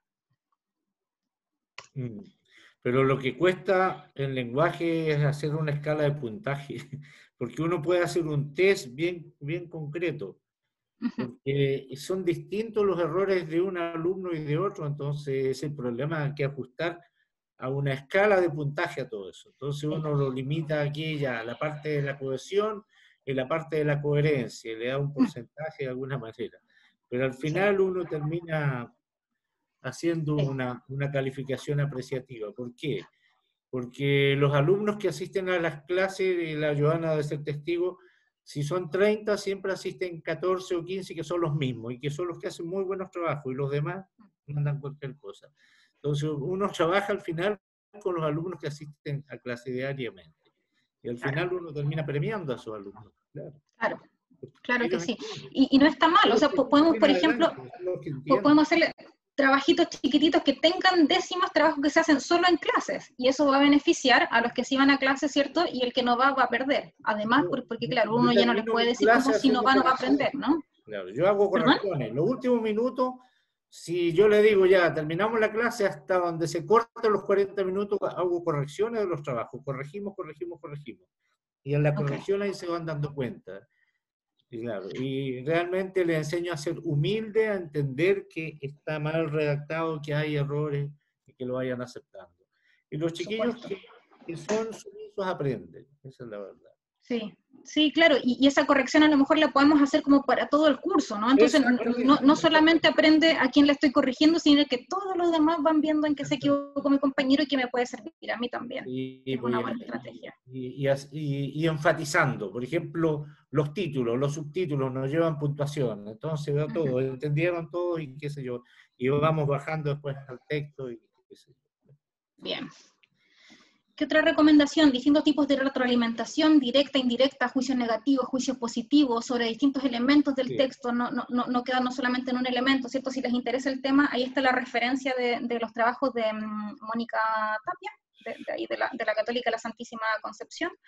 Tiene varios trabajos sobre los tipos de retroalimentación en escritura académica. De forma complementaria también, para no demorarme en esto, si les interesa el tema de cómo retroalimentar, están los trabajos de María Constanza Errázuriz. Hace poquito hizo una conferencia donde precisamente ella habla de las estrategias de retroalimentación frías y cálidas. Entonces que finalmente hay que ir integrando estrategias frías como corrige esto, te equivocaste en esto, mal título, lo que sea, pero también hay que integrar estrategias cálidas, ¿cierto? Como buen comienzo, pero en realidad el cierre no estaba tan bueno. ¿Sí? Entonces, si les interesa el tema de retroalimentación, Paulina, te puedo hacer una pregunta porque yo no sé si voy a alcanzar a gastar todo. ¿Tú trabajas los ordenadores discursivos o los marcadores discursivos? Sí. Marcadores para iniciar ideas, marcadores para continuar ideas, marcadores de finalización, qué sé yo. Entonces, la corrección tiene que ser de arriba hacia abajo, adelante hacia atrás y todo, entonces... Y después los alumnos se acostumbran ya después a iniciar, a usar los ordenadores. Y eso ayuda mucho y ellos no se dan cuenta, por ejemplo, que están con una oración coordinada, una oración yuxtapuesta, pero el marcador le ayuda a ordenar las ideas. Sin duda. No sé lo que les decía acá al inicio, cuando veíamos la progresión, tenemos las letras, las palabras, enseñamos a conectar palabras, después enseñamos a conectar oraciones, enseñamos a conectar párrafos, precisamente a través de los marcadores.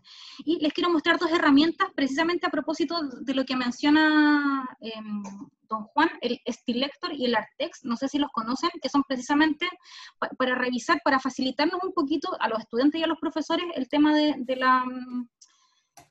de la revisión en el nivel textual. Se los voy a compartir el Stilector primero. Son gratuitos además, ¿eh? No hay que pagar nada, no hay que pedirle a la universidad que los compre.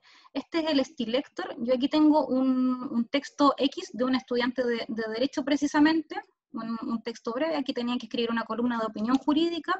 Lo que hago es copiar y pegar el texto y le pido a Stilector que me lo revise. Y me va a dar algo como esto. Me va a decir, por ejemplo, o a mí o al estudiante, ¿cierto? Ojo acá, títulos con punto final, tiene un error ahí. Y si no sé en realidad qué significa esto, puedo pedir más información, ¿cierto? Y le dan una propuesta de solución incluso acá. Acá lo que decía don Juan, marcadores, uso de i tras punto. Y si el estudiante se pregunta, ¿y por qué la i está de mal después del punto? Bueno, le pido más información. En general, la conjunción i tras punto debe evitarse por resulta informar, le da la explicación también, incluso las referencias, ¿no? Donde podría profundizar el profesor o el estudiante, insisto. Repetición de palabras, si quiero evaluar cohesión, por ejemplo. Redundancias. Redundancias, exactamente. Lo mismo acá. Uso de proforma. Bueno, ¿y qué es una proforma? No tengo idea, le pregunto. ¿Cierto? Estas palabras demasiado genéricas como persona se pueden sustituir por otras más concretas semánticamente como ciudadano hablante, lo que sea, ¿cierto? Y así, mal uso de mayúscula, porque está mal. Y le va dando finalmente que le puede servir como una herramienta al estudiante, como antes de entregar el texto, darle una pasadita por aquí, y así el profesor no te va a tener que corregir todo esto, no sé cuántos errores que puede identificar bien fácilmente automáticamente, ¿no? Ese es uno. Y el otro es el art text. ¿Lo ven ahora el art text? ¿Sí, no? ¿Sí? Sí. Que es más o menos lo mismo, pero es mucho más especializado. Es para la escritura académica disciplinar especializada. Si se fijan, puedo trabajar textos de la administración pública, de la medicina, del turismo, e incluso las tesis o el trabajo de fin de grado. Entonces, imaginemos que este estudiante escribió una reclamación, por ejemplo. Este mismo, que no es el caso, no es el género, ¿no? Pero igual nos sirve para ver algunas cosas generales de escritura. Y vamos a suponer que todo esto que él escribió es la parte de la exposición de los hechos. Lo pego ahí, le pido al text que revise el texto, y me va a arrojar algo parecido a lo que me mostraba el Stilector, pero muestra otras cositas también, ya lo vamos a ver. Si es que no se demora mucho. Es totalmente gratuita ambas herramientas. Miren, fíjense acá, por ejemplo, me dice divisiones de oraciones largas, y me marca, todas estas oraciones que están marcadas se podrían dividir en oraciones más cortas. Te recomendamos que lo hagas. Haz clic en cada oración para ver dónde se podría segmentar. Y usar punto seguido. Exactamente. Introducción de siglas. ¿Qué me dice acá? Mira, presentaste una sigla y no me explicaste qué significaba esta sigla. Entonces, la primera vez que mencionas una sigla, debes explicarla. Y así. Y ahí está de nuevo, variación de conectores, lo que nos decía don Juan. Repetiste muchas veces el pero y el pues. No está diciendo que este estudiante no tiene más conectores, entonces tiene que ahí mejorar eso. Uso de la voz pasiva, ¿cierto? Y me lo marca acá. Este tipo de texto es más habitual la voz activa. Y así. Sistematicidad de verbos en primera persona. Fíjense, utiliza contamos, terminamos en plural, pero también usa el singular. Dejo, refiero. Entonces no hay sistematicidad ahí. Exactamente. Entonces, si se fijan, son herramientas, insisto, para el profesor o para el estudiante que nos pueden ahorrar un poquito de trabajo, ¿no? Que no tenemos por qué marcarle estos 120 palabras repetidas al estudiante, sino que le podemos decir, mire, ¿sabe qué? Antes de venir conmigo, páselo por acá, arregle todo esto y luego viene conmigo a la sesión. Y así es mucho más rápido. Todos nos ahorramos tiempo y el estudiante aprende un poquito más porque, como les decía, tiene la norma, la regla ahí. Vuelvo a la presentación. ¿Vamos bien hasta acá? Sí. No, sí está ¿Sí? bien, es que trabajamos lo mismo. Fantástico. Ahí está la presentación. Entonces, esas herramientitas se las recomiendo, insisto, para ustedes mismos o para los estudiantes, se pueden integrar. ¿Esas se bajan de internet? Son abiertas, ni siquiera tiene que descargarlas a su computador, las utiliza en línea. Ya. Abre la página, busca en Google Stilector Art Text y va a llegar sin problema. Gratuita, libre acceso, no tenemos que pedirle a la universidad que nos compre nada, simplemente las usamos. No sé si nos queda tiempo como para un pequeñito trabajo práctico. Juan Pablo, ¿tiempo y ganas? Tenemos 30 minutos todavía. Ya, sí, tema. Tal vez no completo, pero algo breve. Les quiero mostrar ejemplos de tareas de escritura. Son ejemplos de tareas de escritura reales, ¿ya? Entonces, lo que quiero es que me digan qué opinan de estas tareas de escritura a partir de lo que hemos conversado. Perdón. Precisamente, si ven estas tres dimensiones, si ven las recomendaciones que hemos hecho, en el documento que les compartí a través de Google Drive, está también hay una lista de cotejo, que se las voy a mostrar también ahora si quieren. Hay una lista de cotejo que nos permite evaluar tareas de escritura, precisamente. Ya que también está, esta es. Un pequeño instrumento para evaluar si la tarea de escritura que yo le estoy dando a mi estudiante es adecuada o no es adecuada. No tengo que cumplir con todas, por supuesto, sino que sí, no, o en algunos casos no va a aplicar todo y no tengo por qué aplicarlos todos, pero por ejemplo, si da cuenta de la situación retórica en el nivel textual, ¿cierto? Si se presenta un registro adecuado para mi estudiante, si hay alguna opción de tomar alguna libertad con respecto a la tarea, eso también está entre los documentos que les compartí. Después, la dimensión disciplinar, ¿es apropiada para el ámbito disciplinar? ¿El género es apropiado para la disciplina, para el nivel? Ustedes van chequeando si esta tareita cumple o no cumple. En la dimensión cognitiva, por ejemplo, ¿le incluí preguntas de metacognición o no a mis estudiantes? ¿O lo omití? O a lo mejor no voy a trabajar metacognición, pero voy a trabajar con teorías implícitas o con percepción de autoeficacia. Pero la idea es que sea una tarea de escritura completa. ¿Ya? Entonces, a partir de esto, de lo que hemos conversado, quiero que me cuenten ustedes qué piensan de estas tareas de escritura reales. No me inventé nada, anonimicé de hecho las instituciones para no herir los sentimientos de nadie. ¿Qué opinan de estas tareas de escritura? Primero medio, la primera tarea. Tarea de escritura real, insisto, esta es toda la tarea de escritura. Escribe un comentario del texto que aparece en la página 133 del texto del estudiante. ¿Qué les parece esta tarea?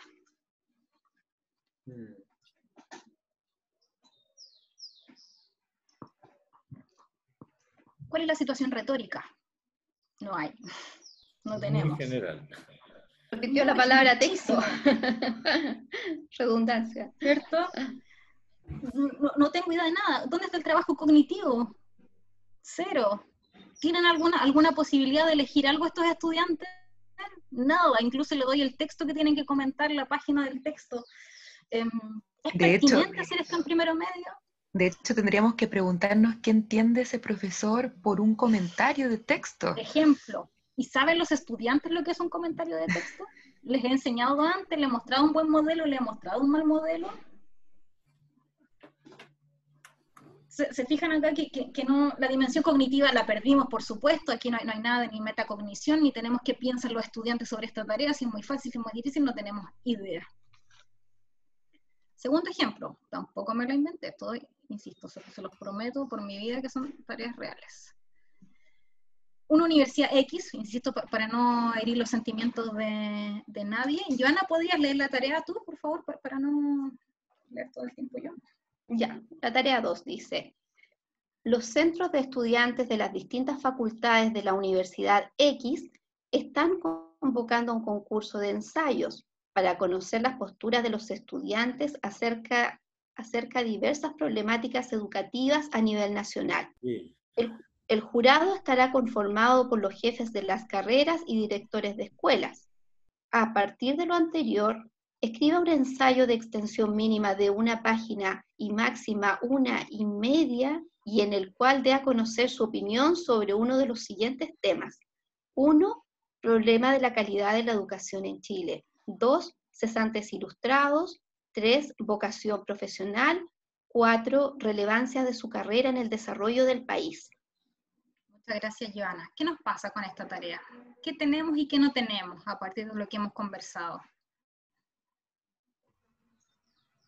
La tarea es muy clara, la evaluación, la forma de evaluación que se va a realizar también está explícita y los temas están limitados a 4, quizás acá no está la libertad de la que hablaba Paulina, que tienen algunos estudiantes y por la cual se sienten tan motivados a escribir, está como un poquito limitada, temas generales, pero a comparación de la tarea 1, vemos que tiene mucho más claridad el objetivo de por qué escribir los ensayos también está citado, está explícito.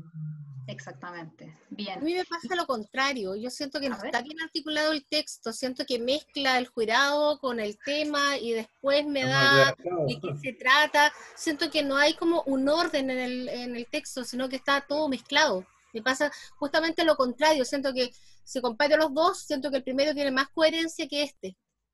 Claro, al primero le faltaban elementos, ¿cierto? Pero Claro, claro, siento este es que es confuso. una mezcla que al final, si yo tuviera que hacer el ensayo, lo hago en función del jurado, lo hago en función de los temas, porque me da la impresión que tengo que tener en cuenta quién es el jurado para escribir el ensayo. Entonces, siento que no hay un orden, que no me dice, en el fondo, ¿cierto? Primero quizás, no sé, de qué se trata el ensayo, cuáles son los temas, y finalmente quién va a ser el jurado. Siento que no hay un orden. A lo mejor hubiese sido mucho más claro si le digo, ¿no? Cómo empiezo, mira, tu audiencia va a ser esto con los términos explícitos, ¿cierto? Sobre todo si estoy en primer año. El propósito de este ensayo va a ser este. ¿Cuál es el propósito? Convencer las posturas de los estudiantes acerca, ya, ok, pero dejarlo mucho más claro porque además hay cositas de redacción también que van dificultando la comprensión de la tarea, ¿cierto? Exacto. Yo ¿Qué estoy de pasa con acuerdo la con Paula al dimensión? respecto. Por ejemplo, cuando dice una página máxima 1,5, pero es legal, es de carta, y después, y en el cual de a conocer, algo me pasa, me hace ruido. Claro, ¿cuál es el referente del cual, no? Claro, me hace ruido eso, ¿no? Ya de ahí siento que yo no lo entendería si tuviera que hacer ese ensayo. Y si soy estudiante me aburrí, lo dejé ahí, no lo hice nomás, no lo Exacto, no me entendí, interesa, porque no lo entendí. Exacto. Ignacio, vas a decir algo, perdón. Sí, yo estoy de acuerdo con Paola, y el segundo texto me recordó la prueba de diagnóstico docente que realicé hace un par de años atrás, porque precisamente una de las preguntas, tengo buena memoria a largo plazo, me estaba acordando que era muy similar a esta, y donde uno lo hacían evaluar un texto. Y ¿Ya? dentro de los problemas que yo evalúo aquí, por ejemplo, está el uso de los tiempos verbales. Si ustedes se fijan, se habla de que el jurado estará conformado pero después se habla también en otros tiempos verbales. Tiene problemas en los signos de puntuación igual, porque lo que hablábamos hace un rato atrás, no están separados estos puntos, y no están separados además porque precisamente los elementos que debe tener, por ejemplo, los temas, también se podrían separar para ser más amigable con el lector. Pienso sí, que puede ser extraído a lo mejor de Facebook o de Instagram el texto, pero aún así la redacción no se puede perdonar No. cosas claras como los tiempos verbales. No, esta es una tarea escrita por un profesor en la universidad, pues estudiantes de primer año. O sea, les digo que no me he inventado nada. Les traje tareas reales precisamente para que vean que, claro, que nos quejamos que los estudiantes no comprenden, no hacen lo que les pedimos, pero ok, ¿cómo nos aseguramos de que los estudiantes comprendan? Creo que Paola decía por ahí, bueno, esta página es carta, es legal, lo tengo que imprimir, lo tengo que escribir a mano. ¿Dónde está la dimensión cognitiva acá? ¿Dónde voy a reflexionar sobre esto que hice? Ya, Dranca. Sí, y fíjense que, por ejemplo, habla de hacer un ensayo, pero lo que cada uno entienda sobre un ensayo, sobre todo si estoy en primer año, es tan variado. Si yo busco en Google como cuál es la estructura de un ensayo, me van a aparecer tantos resultados como alumnos participen del concurso. Entonces, lo que me llegue de vuelta, muy posiblemente no sea lo que yo esperaba, porque ni siquiera fui capaz de decirle al alumno qué era lo que yo esperaba que hiciera. Exacto. Bien. Tengo más, ¿ah? Tengo más para mostrarles. Acá, Ignacio, ¿podrías leer esta, por favor? Voy a lanzar esto acá. Ya. Como una forma de optimizar, voy a partir por el título. Tarea 3. Gracias. Escuela de Informática y Telecomunicaciones, Instituto Profesional X. Instituto Profesional X, da lo mismo cual sea. Como una forma de optimizar los tiempos en la sala de clases, el Instituto X ha abierto una convocatoria para los estudiantes de la Escuela de Informática y Telecomunicaciones para mejorar el actual sistema de registro de asistencia de la institución. El principal objetivo que debería cumplir la propuesta consiste en desplazar al estudiante la responsabilidad de registrar su asistencia a clase. Para esto, se debe implementar un sistema que, primero, contemple los siguientes perfiles de usuario: profesor encargado de crear las sesiones de clase y con la posibilidad de editar la asistencia; estudiante, quien debe marcar la entrada y salida a clases; y administrador, quien debe tener opciones para acceder a informes de asistencia para gestionar la reprobación de este aspecto. Además de esto, la interfaz debe considerar un margen de tiempo mínimo para considerar como válida la asistencia del estudiante y debe indicar el porcentaje de asistencia individual por curso. Esta propuesta debe presentarla considerando la estructura del texto, especificaciones de requerimiento de software. Los aspectos formales del texto serán letra Times New Roman, tamaño número 12, interlineado 1.15, máximo 5 páginas y márgenes justificados.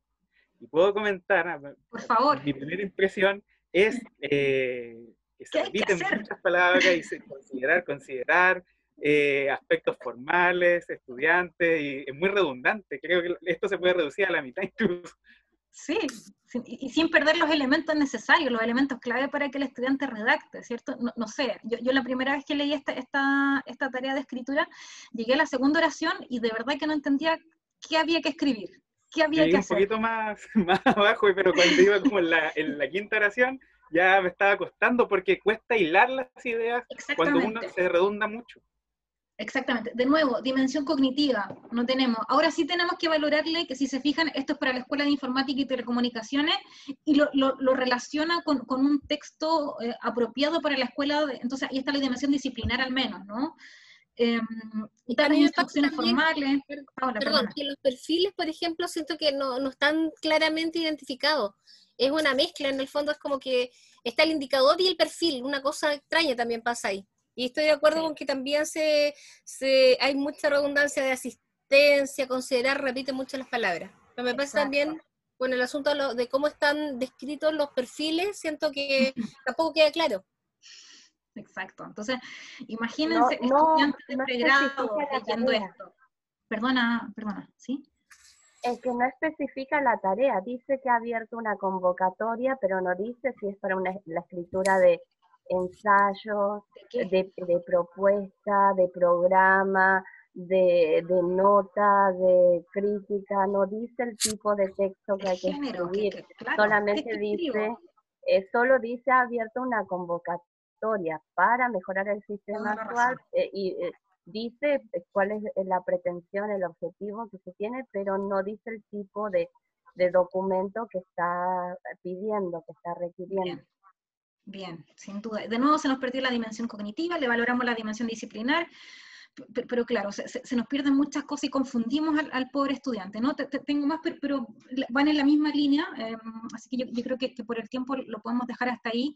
De todas formas entiendo que esto va a quedar grabado, insisto, si necesitan algo me lo pueden pedir, se les puede dejar mi correo si es que me quieren pedir algo, ningún problema.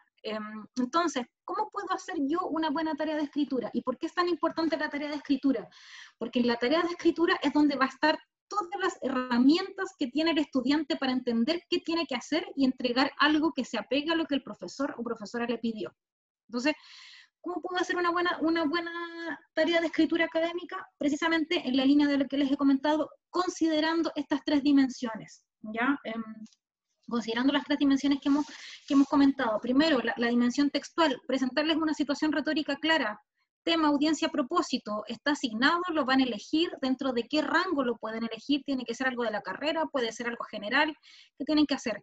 Tarea clara, que lo entienda el estudiante, que entienda las palabras, que esté bien redactada, que esté bien puntuada. El tema de los modelos, de nuevo, les pedimos que escriban bien, pero nuestras tareas de escritura están pésimamente escritas. Decirle si esto es un diagnóstico, esto va a ser una tarea para una clase específica, diagnosticar un poquito, si le voy a pedir el comentario que le pedían al inicio al estudiante de primero medio, ¿sabe lo que es un comentario o no sabe lo que es un comentario? ¿Sabe lo que es un ensayo o no sabe lo que es un ensayo? ¿Cierto? Asegurarme de que sepa que al menos domine el género que le estoy pidiendo. el tema de la progresión, poquito a poco, paso a paso, considerar en qué nivel están mis estudiantes para avanzar. Explicitar la evaluación, esto va a ser sumativa, formativa, diagnóstica. ¿Quién lo va a evaluar? ¿Un compañero, yo mismo, mi profesor, mi profesora? Todo esto explicitarlo. En la dimensión disciplinar, que sea apropiado el género, el instrumento de evaluación, todo sea apropiado para la disciplina, para esa disciplina específica. No trabajar los mismos géneros siempre. Le pediré una vez un ensayo, otra vez una monografía, otra vez un informe, y luego me iré con géneros más disciplinares. ¿Sí? Y en la dimensión cognitiva, que lo podemos hacer antes o después de la escritura, pero debería ir en la tarea. Por ejemplo, después de que escriba su texto, deberá responder las siguientes preguntas de reflexión, y le daré algunas preguntas metacognitivas. ¿Qué piensa usted sobre, le preguntaré teorías implícitas antes de la tarea? Entonces, pero tiene que ir incluida dentro de la tarea de escritura. En la tarea de escritura, insisto, está todo lo que necesito para que mi estudiante pueda entender lo que tiene que hacer. Entonces, eso es cómo desarrollar una buena tarea de escritura académica, considerando estas tres dimensiones de forma complementaria. Si usted quiere saber si sus tareas de escritura son buenas o malas, o las ha hecho más o menos, o en realidad necesitan una mejora, que está muy bien, siempre podemos ir mejorando lo que hacemos, puede aplicar esta lista de cotejo. ¿Lo tengo o no lo tengo? ¿Cómo lo mejoro? O en realidad para esta tarea no aplica este punto. Utilícenla también libremente, la lista de cotejo que les mostré hace un minutito. Sí. Paulina. Perdón, sí, Joana. ¿Puedo interrumpir un segundito? Sí, no, lo que tú decías, de repente damos por sentado cosas que saben los estudiantes, o de repente no sé, hay que hacer parafrasear algo, explicarle los conceptos, porque uno de repente piensa eso. Yo me acuerdo cuando llegué a la universidad, ya mi carrera de pregrado, el año 92, la profesora llegó y dijo, era un certamen, y dijo, realice un pastiche de la Ilíada. Y yo no tenía idea lo que era un pastiche, y todos quedamos congelados, ahí éramos 30 alumnos, nuestra primera mechona, no teníamos idea. Entonces, tímidamente una compañera dijo, ¿qué es un pastiche? Y dijo, ¿hablo otro idioma o qué? Realice un pastiche. De hecho sí. Entonces, eso quedó en mi mente, y me aseguro también eso en los estudiantes. De repente damos por sentados ciertos conceptos, y es bueno también me acuerdo de eso que me ocurrió, que quedé con un trauma severo y lo aplico a mis estudiantes. Tenemos que asegurarnos, no podemos pedirle algo que escriban algo que no sepan. Claro. Sin duda, absolutamente. Era modo de anécdota. Fantástico, sí, porque pasa, a nosotros, yo creo que Juan Pablo también lo recuerda, también nos pasó en el pregrado. Alguna vez teníamos una profesora en literatura y llegó en una prueba integral, se llamaba en ese momento, y dijo que era una prueba de control de lectura de varios hispanoamericanas, y no voy a hacer una prueba, me van a escribir un ensayo crítico en vez de la prueba, en 1 hora y media. ¿Qué es un ensayo? ¿Qué es un ensayo crítico? ¿Cómo lo llevo a un texto que tengo que escribir en 1 hora y media? Entonces, es difícil, ¿no? Es difícil si pedimos algo que los estudiantes no saben. Pensaba yo que desarrolláramos una tarea de escritura, pero yo creo que no nos da el tiempo, y además, insisto, hemos visto ejemplos de no tan buenas tareas de escritura, pero tenemos las herramientas de cómo mejorar esas mismas tareas de escritura, o cómo hacer nuestras propias tareas de escritura considerando estas tres dimensiones que comentábamos, ¿cierto? Aplicando esta lista de cotejo, que puede ser un primer punto de partida. Por supuesto que puedo incorporar otros elementos, pero como primer punto de partida lo pueden usar sin ningún problema. Me gustaría cerrar con algunas conclusiones generales, a ver si nos queda un minutito para conversar también. Mi conclusión, primero tengo dos grandes conclusiones. La primera es precisamente utilizar la escritura académica, ver la escritura académica como una actividad multidimensional. No se trata solo de poner palabras por escrito, sino que es mucho más compleja que eso. Entonces, considerar estos distintos elementos, de reconocer los supuestos de base de la competencia escritural, ¿cierto? Reconceptualizar la percepción de autoeficacia, acercar al estudiante al proceso de escritura general y luego llevarlo a la disciplinar, este trabajo progresivo. Esa es la primera conclusión importante. Y lo último que quiero mostrarles es como una evidencia para que vean que esto efectivamente tiene una base empírica y no es algo que nos hemos inventado toda esta propuesta. Les quiero mostrar dos casos. El primero es de un estudiante de Derecho. Está anonimizado, por supuesto.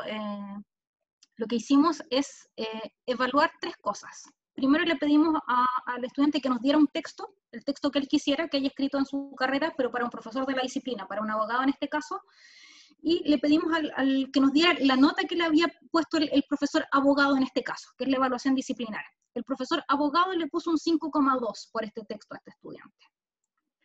Luego, nosotros como lingüistas, sobre la base de una rúbrica creada, esta rúbrica que les comentaba que habíamos creado sobre la base de lo que los abogados nos dicen que es lo que hay que evaluar, se la aplicamos y el trabajo tenía un 3. Y cuando le pedimos al estudiante que nos diga cómo se percibe él como escritor en este texto disciplinario específico, él se pone un 7. Entonces, ¿qué pasa acá?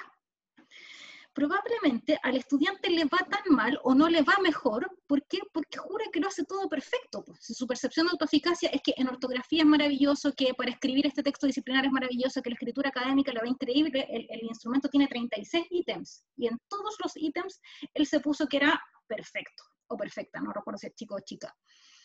Entonces, si yo creo que soy perfecto, que no me falta nada por aprender, que es la percepción de autoeficacia, difícilmente voy a buscar ayuda, voy a pedir ayuda para mejorar, para subir esa nota que me pone mi profesor, o para subir esa calidad lingüística de mi texto. Entonces, para que vean que efectivamente cómo afecta si consideramos un solo elemento, o consideramos todos estos elementos, podemos finalmente encontrar una explicación para el bajo rendimiento de un estudiante, por ejemplo, en la calidad lingüística. ¿Qué está pasando? Probablemente su percepción de autoeficacia está interfiriendo ahí en este aspecto. Segundo ejemplo, estudiante de medicina de 4º año. El de derecho era de 3er año. Medicina 4º año, exactamente el mismo ejercicio. El profesor de su disciplina, el médico que le revisó el trabajo en este caso, le puso un 7. O sea, para él era un trabajo perfecto, para el médico. Ojo que los 7 no son tan frecuentes en las escuelas de medicina, o sea que era un trabajo pero destacadísimo. Cuando nosotros le hicimos la prueba de calidad lingüística tuvo un 5,2, lo que estaba bastante bien. Pero cuando le pedimos al estudiante o la estudiante que se evaluó con un 3,4. No es que se ponga un 3,4, sino que después de responder este instrumento nosotros lo transformamos en una nota y esto da un 3,4. ¿Qué pasa acá? Hay un problema con la confianza, hay una visión errada de las capacidades que tiene este estudiante. Entonces, ¿a qué podría llevar eso? A que se desmotive. No soy bueno para hacer esto, no lo hago bien, no me resulta bien. Y ya vimos que la motivación influye sí o sí en las notas. Entonces, por eso es importante considerar estos 3 elementos aquí con 2 casos concretos de los muchos que tenemos que hemos revisado, ¿no? Las referencias que utilicé y agradecerles la participación. ¿Sabes qué? Un comentario con lo que tú, con los ejemplos que recién diste. A mí me llama mucho la atención, yo hago clase en colegio, y me llama mucho la atención cuando uno aplica autoevaluación, que los alumnos que son los que menos trabajan, justamente los que tienen menos iniciativa, los que no les gusta participar, o los que no tienen habilidades, son los que justamente mejor se evalúan. Y eso pasa en las autoevaluaciones, que a veces uno como profe igual le tiene como un poquito de respeto a eso.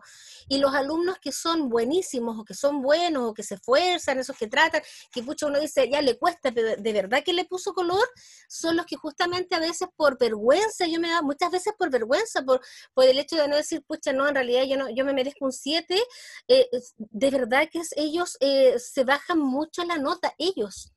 Entonces, llama la atención porque en el fondo tú dices, y creo que no sé si les pasa a todos, pero pasa mucho en muchos cursos, muy seguido, en las generaciones, yo hace rato que vengo haciendo clases, y me llama mucho la atención eso, porque justamente ese alumno es como que el que no le pone color, el que no tiene la habilidad, tiene un 7, él hizo todo, participó en todo, es una eminencia ese chiquillo, ojalá lo clonáramos. Y ese que uno dice, este chiquillo de verdad se esforzó, tiene mucho cuento, siempre se termina bajando la nota, siempre. Entonces me llama mucho la atención justamente con eso que tú muestras, con estos gráficos, por eso, porque se da también a nivel de los colegios esa percepción, y muchas veces los buenos por vergüenza, que no se ponen. No es raro, no es raro, y es lo que yo decía anteriormente, que tiene un nombre de hecho que se llama efecto Dunning-Kruger, que es lo que mostraba yo anteriormente. Los que son menos competentes se perciben como más competentes y al revés, ¿no? Y eso es mucho más claro en la autoevaluación, porque en la autoevaluación le decimos casi que póngase una nota, ¿no? Póngase una nota, o le pasamos una mini pauta, un 7, lo hago perfecto.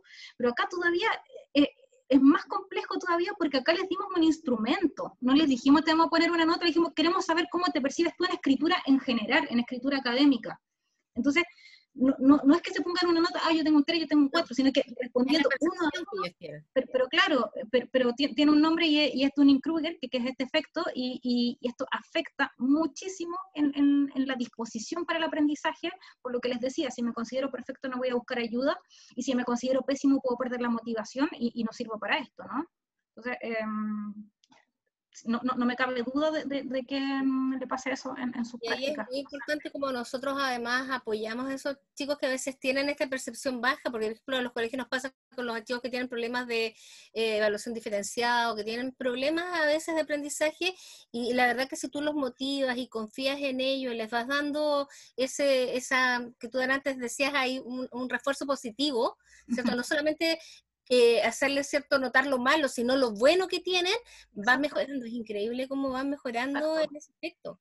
Exacto. Y ahí de nuevo, perdón, ahí tiene sentido lo que decíamos del trabajo con los aspectos cognitivos. No podemos trabajar solo en el aspecto textual si resulta que la teoría implícita, la percepción de autoeficacia o la metacognición está fallando. ¿Por qué? Porque eso me va a impedir avanzar en otros niveles, en otras dimensiones. Gracias. ¿Puedo participar? Por favor. Ya. Mira, muy interesante todo y ha sido realmente, bueno, yo creo que los que estamos participando aquí somos especialistas de la misma, trabajamos en la misma línea. Una pregunta, tú en algunas asignaturas le presentas algunos textos, modelos de cómo tienen que redactar. Sí, lo que decía en la parte, cuando presenté la parte textual, les presento buenos modelos y malos modelos, buenos ejemplos y malos ejemplos. Por ejemplo, yo en el contexto de un memorándum, yo les enseño a redactar una instrucción y tienen que manejar, por ejemplo, los ordenadores específicos, primero, coma, luego, coma, después, hasta llegar al conclusivo, ¿ya? Y los verbos de acción, porque lo usan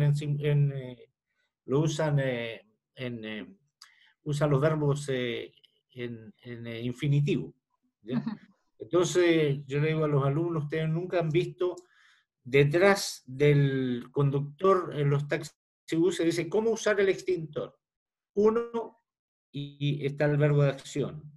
Punto. 2, el verbo de acción. Entonces, el 1, el 2, el 3 y el 4, reemplácenlo por los ordenadores. Primero, luego, después, hasta llegar al conclusivo. Y como son oraciones breves, en vez de punto, colóquele punto y coma, porque están yuxtapuestas. Pero no lo comience el segundo no comience con mayúscula, porque escriben con punto y coma y después el segunda instrucción con mayúscula. Entonces son todos esos problemas que hay, que los alumnos arrastran, ¿ya? Y por ejemplo, yo también les enseño a los alumnos que ya están terminando y tienen que trabajar su tesis en el marco teórico, los ordenadores de apertura, que se yo, en relación con, que se yo, la recopilación, utilizaré tal modelo, que se yo, en lo concerniente a, que son todos los marcadores de apertura.